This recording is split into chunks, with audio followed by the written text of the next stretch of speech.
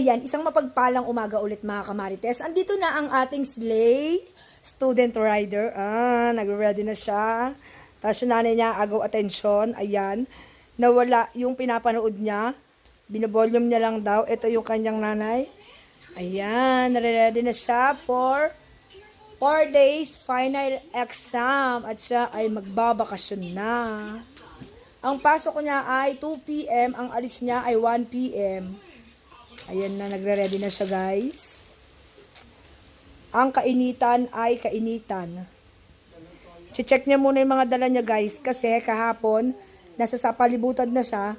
Bumalik pa siya kasi naiwan niya ang kanyang gamit. Ano, wala ka nang naiwan? Harap ka naman dito. Habang slay ka, mamaya pag uwi mo, haggard ka na naman eh. O, diba? Tignan nyo. Nakaano pa yan? Ayan ang kanyang helmet na black, red Power Ranger. Mabigat kasi yung white Power Ranger niya. Kaya ayaw niyang gamitin, guys. O, di ba naka-shades na siya? So, ibig sabihin, lalayas na siya.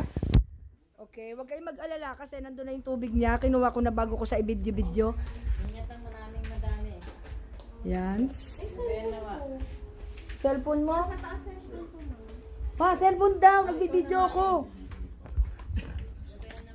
Ma, cellphone. Naglalamot na nga ako eh. Ayan, naiwan niya ang cellphone niya. Siyempre, hindi ko pwedeng kunin yun kasi nagbibideo ko. Ayan, did you see the katirikan ng araw here? Ayan.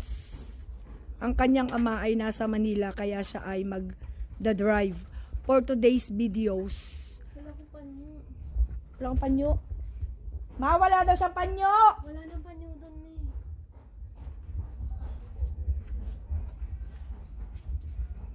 Mas na yan kasi ba? Napakatindi ng init, guys. Magdahan-dahan ha.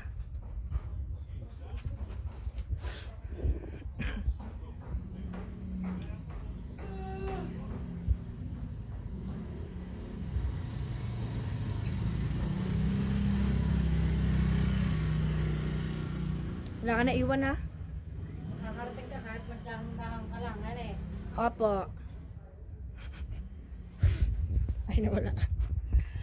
At ayan, nagte-text pa ang ating student rider.